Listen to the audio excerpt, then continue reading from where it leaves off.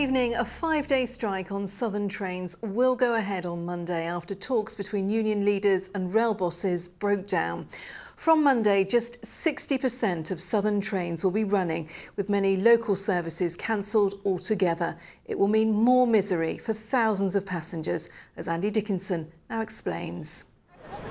Not many look forward to Mondays, but plenty will be dreading next week's, as it marks an escalation in a dispute that has already cost commuters their patience, precious time with family, and in some cases, their jobs. It's going to be horrific for people, and we've already had people saying, you know, I'm going to have to work from home, I'm going to have to take holiday.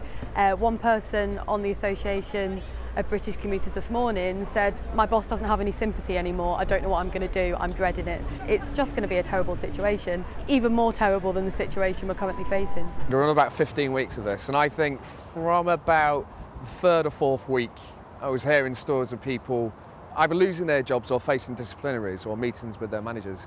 We're now in the 15th week. I've heard dozens of stories of people taking it upon themselves to move jobs. The 5-day strike by the RMT union is the latest action in an ongoing row with Southern Rail owner Govia Thameslink over driver-operated train doors. So how will next week's strikes affect you? Well, from Monday, Southern says it expects to run just 60% of its normal timetable. There will be a restricted service between London and Brighton, significantly reduced services to East Grinstead between Bognor and Eastbourne, and no services to Tunbridge, Uckfield, Havant and Ashford, a replacement bus service to Seaford, no Southern services to Southampton. Both the RMT and Govia Thameslink then caught in a deadlock that shows no signs of ending. This week's talks at ACAS have failed, and now more strikes, including action by the ASLEF and TSSA unions, are threatened. Not just commuters, but residents, tourists, football fans, all affected. Southern advising people travelling to this weekend's Brighton Pride to consider alternative arrangements. For supporters of the unions, this is a row about jobs and safety. They point to an incident in West Wickham last year where a woman suffered life-changing injuries after her bag was caught in a door, dragging her underneath the train. That was a train in which the doors were operated by a driver, a trainee driver also on board, but neither of them noticed the struggling passenger on their CCTV. The government has, however, supported these trains' introduction, many of them operating on our networks already. Govia Thameslink says no jobs will be lost, and taking guards away from door operation will leave them free to better patrol carriages. But whatever the arguments, ongoing disruption has already left the service weakened, trains remain packed, and those who rely on them feel furious and let down. For some, next week's strikes could prove the end of the line. Andy Dickinson reporting there. Well, the RMT union says the talks at ACAS have been sabotaged by the government, and that right from the start, Govia Thameslink had no intention of serious negotiations. Not surprisingly, the rail company disagrees. We need to modernise and change our working ways, and unfortunately the RMT are not open to any aspect of change and the way that we operate. They want to keep the role of the guard as it is today, and the railway has moved on, and we simply need to change, and that's what we'll have to do now. And you can find more details of how the strike will affect you on our website. Just head to itv.com/Meridian.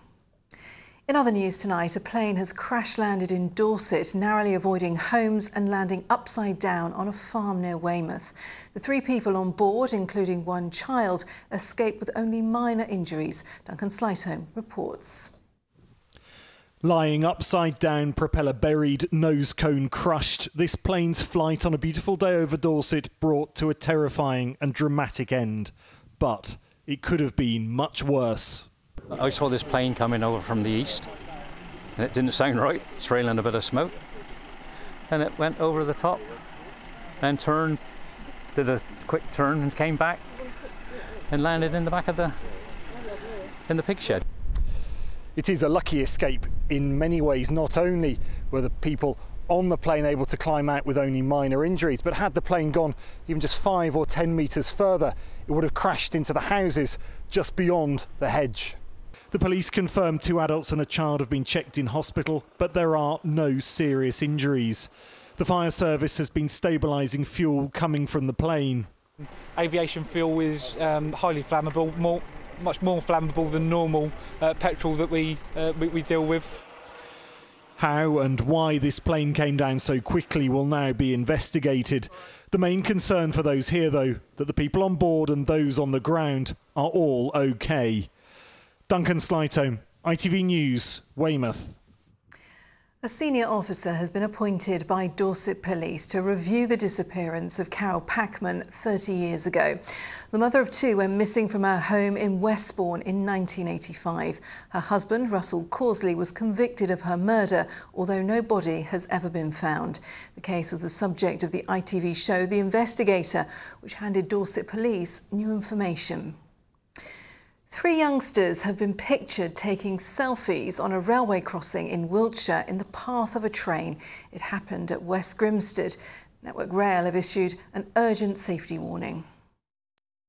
I think people want to take the next best selfie, so something that's a bit quirky and a bit different. With this, it's adding an element of danger that is just not worth it. We want to remind people to just stay safe and stay alert when they're by the railway. Petrol heads from across our region have set off on a marathon driving challenge to raise money for servicemen and women. Rally for Heroes has already raised more than £100,000. The cars left Portsmouth this morning. Rugby Union star Rory Underwood flagged them away. Well, having been involved with the Air Force for 18 years, I know how important SAFA is, what a great organisation it is. So for something like this, it's raising money, raising awareness of SAFA and what it's about. It's great, you know, you've got so many cars, 8 days around Europe, it's fantastic. Well, as the team set off from Portsmouth, the crew of HMS St Albans returned to the city after a 9-month deployment to the Middle East. They're back in time to spend most of the school holidays at home, but being apart for so long has been really tough for the crew and for those left behind. 6 months, you kind of get your head round, but 9 months is a long time. It's been hard, but good. Really long time. We're just so thrilled now to be at the end of it all. It's been exhausting, actually, emotionally. Feels like forever. It's come to an end now, so we're relieved, excited, aren't we? Great to see them back. And finally, celebrations have been taking place on Hayling Island after the ferry service returned, linking it to Portsmouth. The 200-year-old service closed last year when the operator went into administration. Richard Slee was there. 3, 2, 1. The Pride of Hayling is back in action, ferrying passengers the short hop across this choppy waterway. It's the first time this boat has carried paying passengers since last March, thanks to local fundraising. Well, I have friends who live on Hayling Island, and when they told me about this plight to get the ferry going again, I was really with them, and it went back to when I was a child, when I lived in Plymouth.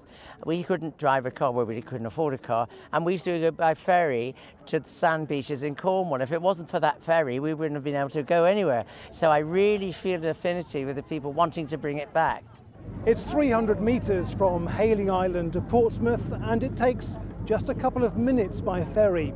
The alternative is a 16-mile round trip. The last operator went bust after 30 years' service. This time, the Hayling Island Trust is subsidising the new owner for the first year. Cost-wise, is the ferry now sustainable? It's economically sound. It'll definitely be there for the foreseeable future. There's absolutely no reason it shouldn't be there for the long term. It's absolutely wonderful. It's so necessary, and I know loads of people that have campaigned to get this open again, and I think they've done a brilliant job. I live in Portsmouth, but I do go over Hayling a lot, so yes, I will be using the ferry. Missed it so much. Yes, it's just great. I really feel good factor about it. I feel so happy.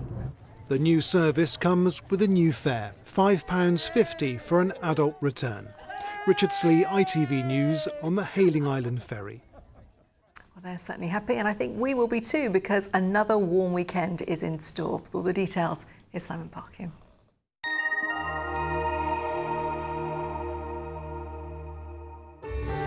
From cold fronts to camping, driving through Europe, Eurotunnel the Shuttle sponsors ITV Meridian weather. Good evening, and if you're off to bed soon, enjoy getting some sleep tonight, because tomorrow night is going to be warm and sticky and might be a little more tricky. As for tonight, though, temperatures down to around 11 or 12 in some rural spots. A lot of clear skies, perhaps a bit of patchy mist developing as well, but that'll burn away fairly quickly tomorrow morning. And there's just plenty of blue skies to get Saturday off to a good start. As we head through the day, some bits and pieces of patchy fair weather cloud. Staying dry, very warm, 23 the high, but turning humid as we head into the night. So sticky conditions to take us into Sunday, with temperatures in some places no lower than 16 or 17 degrees. Eurotunnel the Shuttle sponsors ITV Meridian weather. And that is all from us for tonight. We will have bulletins throughout the weekend, but from me and from all of us here on the Late Team, thanks for your company. Have a great weekend. Good night.